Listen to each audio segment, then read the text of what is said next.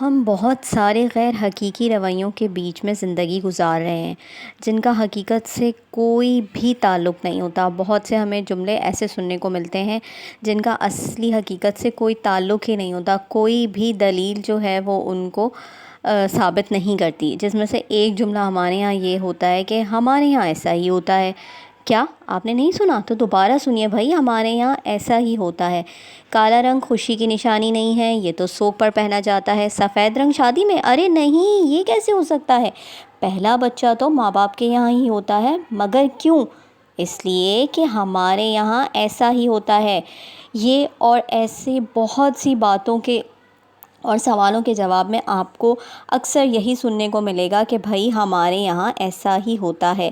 بغیر سوچے سمجھے ہم اتنی فرسودہ باتوں کو دل سے لگائے بیٹھے ہیں کہ بس افسوس ہوتا ہے سوچ کر کہ ہم یہ سب کیا کر رہے ہیں، ہم دوسروں کی زندگیاں کیوں مشکل بنا رہے ہیں۔ کاش ہم اپنا وقت آنے پر یہ تمام فرسودہ روایات نہ نبھائیں۔ میں ایسے روزمرہ کے آپ کو ان گنت واقعات جو ہے وہ سنا سکتی ہوں جن کا جواب یہ ہوتا ہے کہ ہمارے یہاں ایسا ہی ہوتا ہے، ہمارے ماں باپ نے بھی یہی کیا اور ہمارے یہاں سب ایسا ہی ہوتا ہے۔ اور اس طرح کے بہت سارے واقعات نے جو ہے ہمارے گھروں میں ایک دوسرے کی زندگی اجیرن کی ہوئی ہے، لیکن ہم ان کو دل سے لگائے بیٹھے ہیں اور بدلنے کے لیے تیار ہی نہیں ہیں۔ ایک واقعہ میں آپ کو سناتی ہوں ایک کمیونٹی کا۔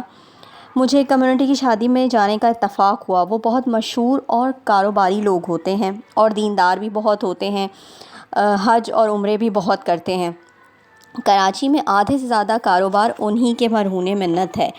ان کے یہاں یہ رواج عام ہے آج کے ترقی یافتہ دور میں بھی کہ وہ لڑکیوں کی تعلیم پر جو ہے وہ خاص توجہ نہیں دیتے اور بہت چھوٹی عمروں میں ان کی شادیاں کر دی جاتی ہیں۔ تو مجھے ایسی شادی میں جانے کا اتفاق ہوا۔ بہت ہی چھوٹی بچی تھی، تقریباً 14-15 سال کی، اور میں نے بڑی جرأت کر کے ساتھ میں ٹیبل پر خاتون بیٹھی تھیں، ان کی بھی بہت چھوٹی سی بہو تھی اور اس کی 3 بیٹیاں تھیں۔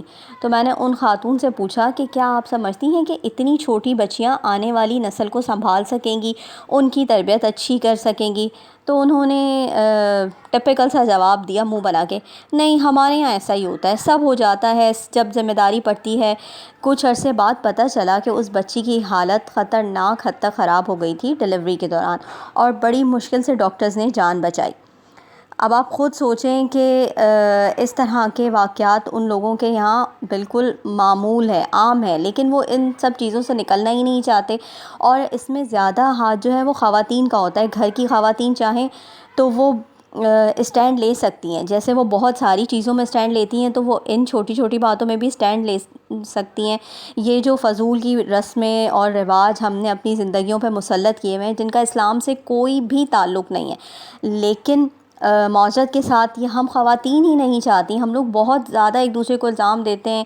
اگر آپ کوئی پوسٹ بھی اٹھا کے دیکھ لیں جہیز کے معاملے میں، شادی کی رسومات کے معاملے میں، سادگی کے معاملے میں، اس پہ آپ کو ملینز کے حساب سے لائکس ملیں گے، ویوز ملیں گے، اور سب اس کے حق میں ہی بول رہے ہوتے ہیں، لیکن وہ ملین لائکس اور ویوز والے لوگ کہاں چلے جاتے ہیں؟ تو ہم بدل کیوں نہیں رہے اپنے آپ کو؟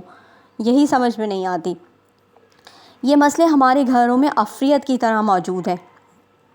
ہم برانڈڈ کپڑے پہننا سیکھ گئے، وقت کے ساتھ ساتھ ہم نے اپنا لائف اسٹائل، اپنا میک اپ، فون، سب کچھ اپڈیٹ کر لیا، لیکن اپڈیٹ نہیں کیا تو اپنے رویے، اپنے مزاج، اپنے فرسودہ رسم و رواج جو ہماری زندگیوں کو مشکل سے مشکل تر بنا رہے ہیں، ان کو اپڈیٹ کرنے کے لیے ہم بالکل بھی تیار نہیں ہیں۔